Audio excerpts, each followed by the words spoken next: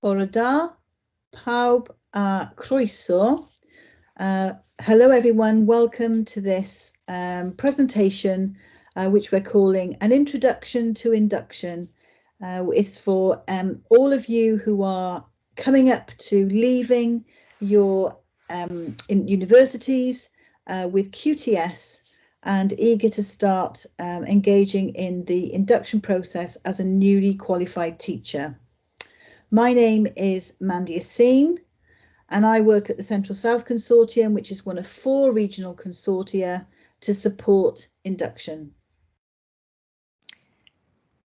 And I'm Rebecca Roach. I also work at the Central South Consortium, and I'm the QA lead for induction. And Mandy and I are going to be presenting this to you today. One of the things you'll do when you start as an NQT is you'll attend national training, and you will see this video at that presentation as well, but it's well worth a watch. It basically shows you how schools are structured, how they relate to each other, how they work within a local authority, a regional consortium, and finally how Welsh Government legislates policy to make sure that the whole of the education process in Wales is a seamless body of provision and development for practitioners. So you'll want to know what induction is. You probably do have an idea of induction as a process that newly qualified teachers undertake once they've gained QTS. So when you become an NQT, you will complete your induction within a fixed time frame. The time frame is 380 sessions. One session is half a day. So it's basically 190 days of teaching in a school employed as a teacher. And as you are teaching those days, you need to demonstrate that you're making progress against the professional standards for teaching and leadership at induction level. And it's very important to say at the very beginning of this presentation that if you want to teach in Wales moving in the future, you must pass induction in order to do so. It is a very important part of your professional development and is hand in hand with QTS. So the whole process has been designed to build on what you've learned as a student teacher to enable you to become highly effective, reflective, a collaborative and research-informed practitioner working in the classroom with learners. So I've already mentioned that you will demonstrate how you're making progress in 380 sessions, and you can do that. It doesn't have to be within an academic year because you may be working part-time or on supply, and so therefore those 380 sessions may span more than one academic year. Typically 380 sessions is 3 full terms in school. So be assured that if you haven't accrued those sessions within the first academic year, you do have the option to continue that into the next year or even the one after that. It is important to say to you that one of the first things to write on a post-it in order to remind you about induction is that you must hold QTS and be registered as a school teacher. Some of you will be doing some supply work perhaps as HLTAs once you've got your QTS, but you must register as a school teacher with the EWC and the website address is there in order to start induction. So please do remind yourself to do that urgently. So in terms of the aims of the induction process, we work very closely together across the 4 different consortia in Wales so that there is consistency in the structure and the support that you will receive while you're in induction. And there are different patterns of employment that NQTs undertake, and so there is flexibility within the system, as Mandy has already alluded to allow full-time NQTs, part-time, and also NQTs working on supply. We want this to be a really high-quality experience. And so we work very hard to make sure that you are fully supported during your induction time. And we'll talk about some of the key people that will be involved in that support later on.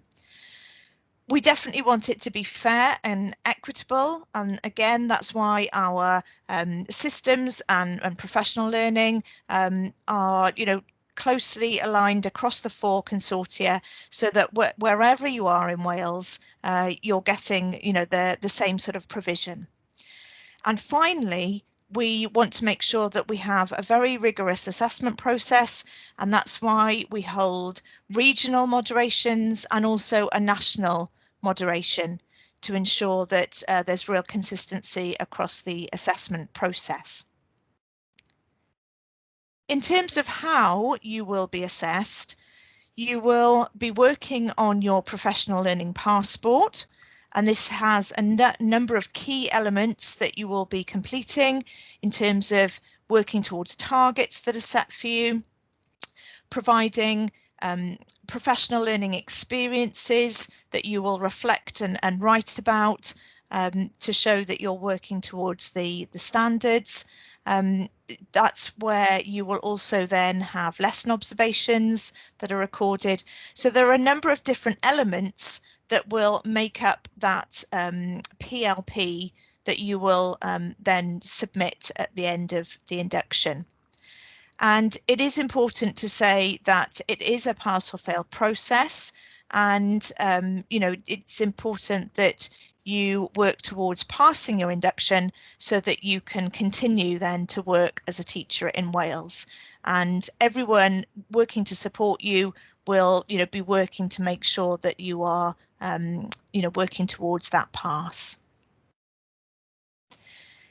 In terms of the professional standards that we've mentioned a couple of times now, it is important that you're aware that at the moment you will have been working on your QTS descriptors, and there are now a new set of descriptors for induction, and this is part of your journey in your progress as a practitioner, that you'll now be working on the induction standard descriptors to pass induction. And just to make you aware then, there's a third set of descriptors for people once they've passed induction to work towards that sustained highly effective practice. We know that it may seem onerous already to think about this induction process, that you can potentially fail and not teach again. But actually, we do work very hard in Wales. And I speak on behalf of Rebecca and also our regional colleagues in the induction teams in other regional consortia to make sure that you have the support you need to pass induction and to be making really good progress in your practice. So you will be given an induction mentor. This is someone who you'll work with on a day-to-day basis in school, and they will engage in reflective dialogue with you about your practice. They'll monitor you on a daily basis. They'll support you. They'll give you access to professional learning. They'll make things happen for you in that school context. And it is possible that you may have more than one if you move schools or if you work in several schools. But certainly the IM is a really important person for you to engage with. The second person is the external verifier, the EV, who will come from a different school, very often a senior school leader, who basically quality assures the induction process. They make sure that you have what you're entitled to, that you are being mentored and coached, and that you're making that progress. They also will observe you. Rebecca mentioned lesson observations. The EV will come and see you and will write reviews about your progress in the same way that the IM will. And at the end of the process, both the induction mentor and the external verifier will write final recommendations, hopefully presenting your profile as one to be validated. And then the final area of support is the appropriate body, the AB. Each regional consortium has its own AB arrangements, and the AB has the overall responsibility to ensure that all of the requirements and legislation, the statutory part of induction, is adhered to. is, as Rebecca said earlier, robust and fair and equitable, and they're the ones who will make the final recommendation to EWC that you have a pass on your PLP. Rebecca and I are absolutely committed, along with our other regional colleagues, to the power and the real opportunities for any educational professional working in Wales at this present time. We do face a very unique series of opportunities and challenges with Curriculum for Wales that you'll already know about and will certainly learn a lot more about in the next year. And Wales has its own arrangements for those NQTs working in Welsh education. So if you are somebody who has come from outside of Wales, you actually did your QTS outside of Wales, this is a good slide for you to remember that you need to register with the EWC. There's a notification process if you're on supply to notify EWC that you're an NQT, notify the school you're working in that you're an NQT, because then you're entitled to that support and wraparound development care. So EWC is going to be very important. If you change employment, you must inform them. And you must take it upon yourself. It is your responsibility to make sure that you claim your entitlement to engage in professional learning and development activities. And it is your responsibility to make sure that you create your induction PLP. It's not quite the same as your QTS PLP, and that you maintain a record of evidence that you're meeting the standards and demonstrating progress.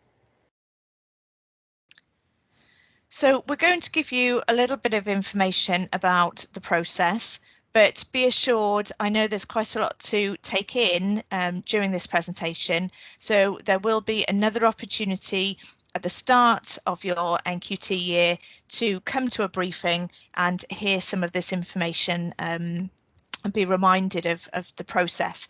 But the key things are that you will be completing those 380 sessions, and there is no time limit to that.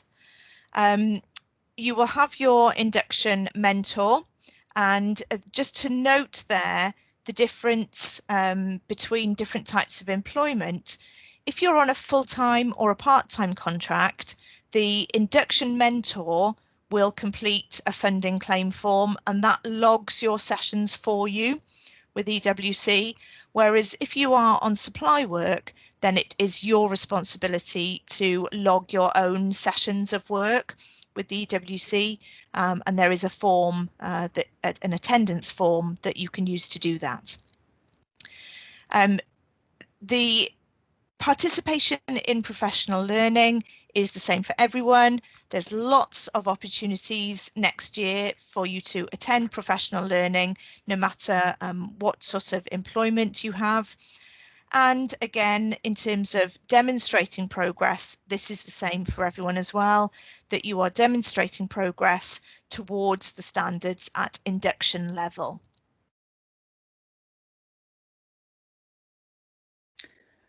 So in terms of the entitlement for support, if you are on a full-time or part-time contract, I've already mentioned that you'll have an induction mentor who will support you and observe you and help you by setting developmental targets and then reviewing those targets. And those are obviously done in conjunction with you and your career entry profile, which you'll be doing actually probably now in your university.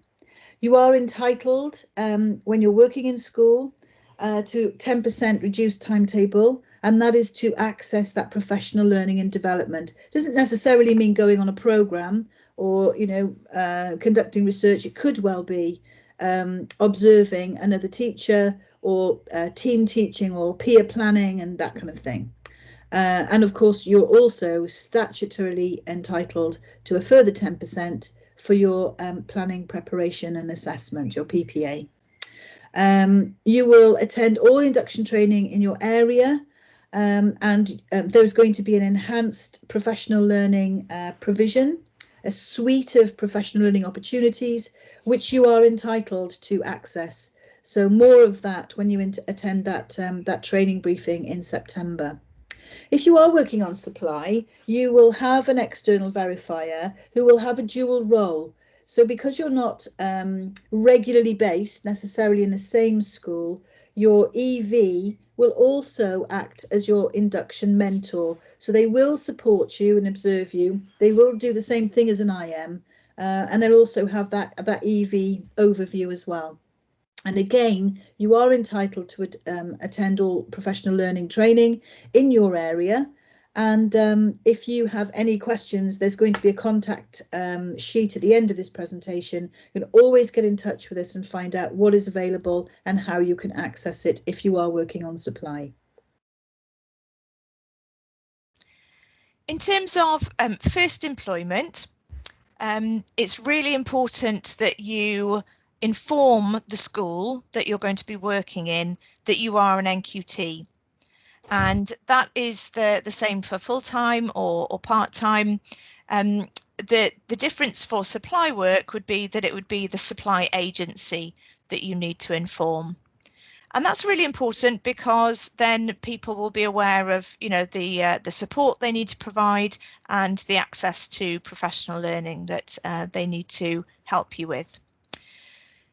The other thing in terms of first employment is to make sure that you set up a hub email address. If you're in a school full-time or part-time, then please do find out who in the school is that can help you to do that. The hub email is really important to be able to get connected and to access lots of the professional learning that you'll be provided with. If you're on supply, then it is still possible to get a hub email address, and can we recommend that you contact hub directly? The link is there and they will be able to set up a hub email for you. We are very aware that this presentation is pretty information rich. So you will find this slide handy because it is your tick list, your to-do list. Before you leave your ITE provider and become an ITE graduate, before starting induction, do make sure that your career entry profile reflects realistic and thoughtful targets. We recommend that you make sure you have a conversation with your ITE tutor to make sure that they also agree that those would be the best targets. Because what we'll do when you contact us, and we'll tell you about that at the end of this presentation, is we'll make sure you have access to a whole range of professional learning before you even become an NQT in September, that you can start thinking about in relation to those targets. And you should be ready to upload that to your PLP. It'd be one of the first things you do when you create your induction profile is you will upload your career entry profile to the relevant page. We've already mentioned this. Make sure that you register as a school teacher as soon as you gain QTS, whether or not you have a job. Make sure, as Rebecca just said, you create a professional email address. And it should be a hub address. And this is something that you'll be using in lots of professional contexts. So do make sure it's not one that you created back in year 9. And then make sure that you contact us. Your regional consortia are here to support you, and that includes in this bridging period between QTS and starting induction. So Rebecca's going to tell you about that at the end of this presentation, but do take the opportunity to contact through the links we'll give you your regional consortia where you're hopefully going to be living or working. Can be more than one if you live close to a border. So as we come towards the end of the presentation, these are some really important contact emails that we would like you to jot down. If you already know the region that you think you might be working in, then you can see there is someone that you can get in touch with. We would love to hear from you because it would be great to make contact with you and start to provide you with support even before September. This slide just gives you a glossary of some of the terms that we've been talking about. Induction is full of acronyms. So we've got our PSTL, which is the professional standards. We've got our EV, which is the external verifier, the IM, which is the induction mentor, and the Education Workforce Council is the EWC. And then we've also got just some information about the different regions, so that you know where you might be working and what region that would fall under.